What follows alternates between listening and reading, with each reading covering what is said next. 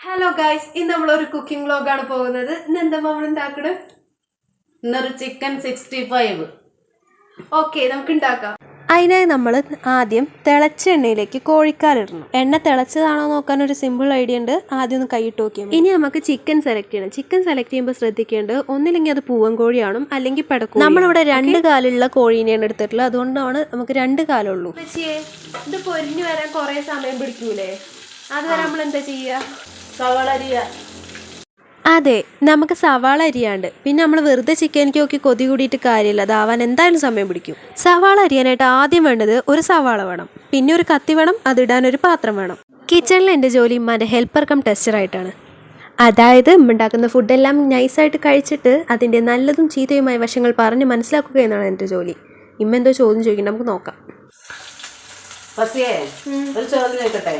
ചോയ്ക്ക്. കാലും നഖവും ഉണ്ട്, വിരലുകളില്ലാത്ത ജീവി ഏതാ? കാലും നഖവും ഉണ്ട്, വിരലില്ലാന്നോ? വിരലില്ലാത്ത ജീവി കോഴിയല്ലല്ലോ. അതിനൊക്കെ വിരലുണ്ട്.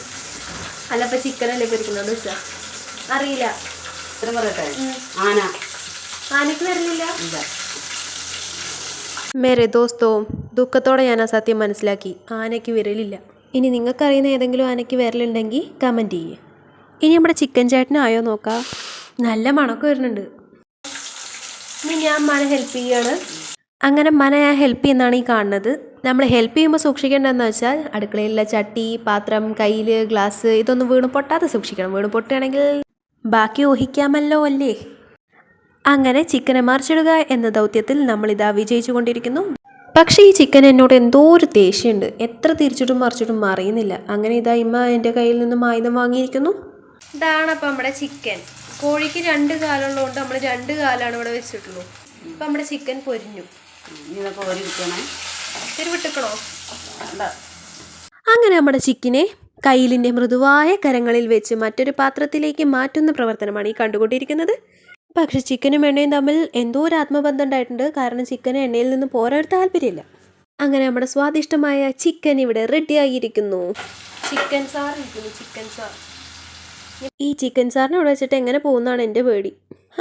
എന്തായാലും പോയാലല്ലേ പറ്റൂ. പിന്നെ ഞങ്ങൾ നിങ്ങളെല്ലാവരെയും പറ്റിച്ചു കേട്ടോ. ഇത് ചിക്കൻ 65 അല്ല, ചിക്കൻ ഫ്രൈ ആണ്. കോഴിന്റെ മണം. അത് പുറത്തെവിടെയോ ഒരു കോഴി കറങ്ങി നടക്കണ കണ്ട്. അല്ല, വെച്ച കോഴിന്റെ മണം.